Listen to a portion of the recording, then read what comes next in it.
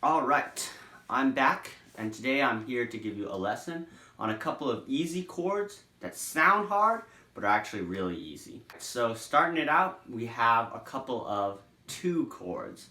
So I'm going to show you A2 and D2. Both of these chords kind of have an open feel to them, and so you can really use them to spice up your playing. In addition to that, they're major, minor, neutral, so it'll work well with either major chords or minor chords if you decide to play the 2 chord. Okay, so if we start with an A minor chord, if you'll recall, that was 2nd finger on the 4th string, 2nd fret, 3rd finger on the 3rd string, 2nd fret, 1st finger on the 2nd string, 1st fret. Now, I would emphasize that as you follow along in these videos, try to copy what my hands look like rather than listening to where I say to put your fingers. Although I'm trying to tell you where to put your fingers, it's going to really help you learn these faster if you just focus on where I'm putting the fingers. So in this case, I put the 2nd finger here, the 3rd finger below it, and the 1st finger below them both, like this. And for this chord, we don't play the 6th string.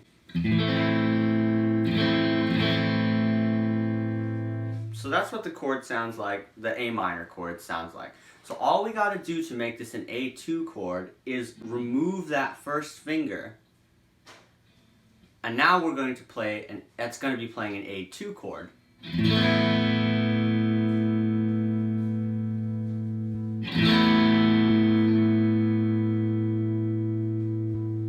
Sounds really open, right? I really like this chord. I use it a whole lot when I play. So yeah, you can use this pretty much anytime you use a major or a minor. There are a few instances when you can't use it, but that's when you have to use your ear to judge whether you should use it or not. Okay, so moving on, we have the D2 chord. Now this chord is very, very similar to the A2 chord.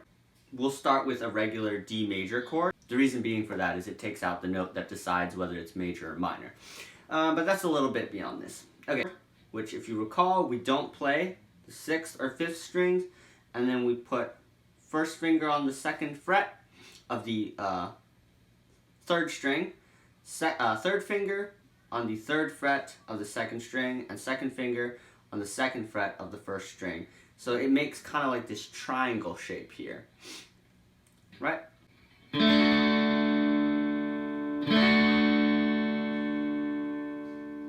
And that's what it sounds like. So to play the D2 version of that, it's very much similar to the A2 version.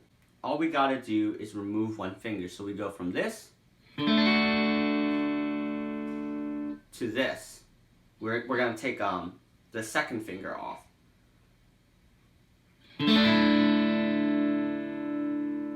So this is the regular D, and this is the D2. Notice that the D2 sounds a lot more open. So I particularly like using this if I put on a lot of gain onto my sound.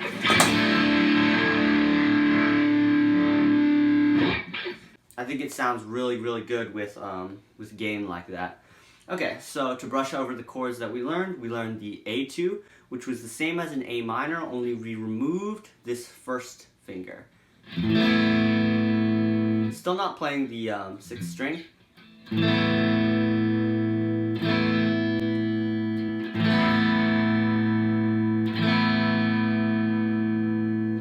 Then we learned the D2 chord, which is the same as a regular D major, only we removed the 2nd finger.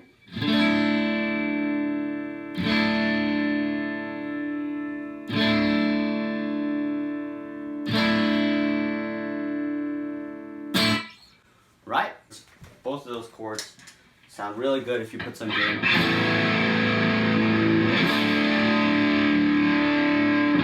Both of them sound really good if you put gain on them. The final thing we're going to learn is some variations to your D chord.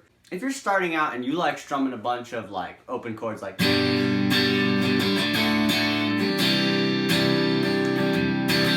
if you like strumming all that kind of stuff, or like you have an acoustic guitar or something like that, you're going to want to know these variations of the D because they make it sound so much better. If we start with a regular D chord, this is a D major. The first one that we learned was a D2. Note that this is really close. They're really close. You can just raising and dropping the one finger changes the chord. So I use this a lot just as a quick transition, like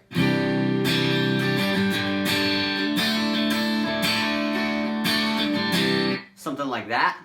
Like, I use this all the time. So the next one we can learn is the D suspended, which all we have to do is we'll play our regular D chord, that regular triangle shape, still not playing those two notes, and then we just drop the pinky down right there, right under this finger, so that we get this sound.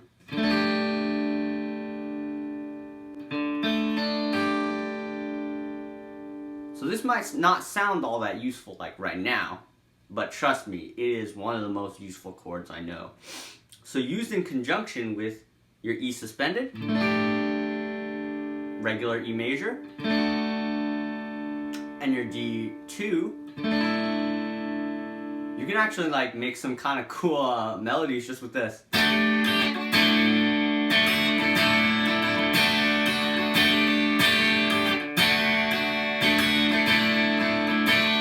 You can really get creative with it.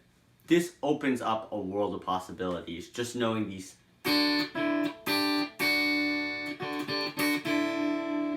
Just that opens up a whole world of possibilities. And then if you have that in conjunction with your A2, you can create a really huge soundscape. So, I hope you enjoyed this rather short lesson, and I hope you got something out of it, and I hope you can spice your playing up. That'll be it.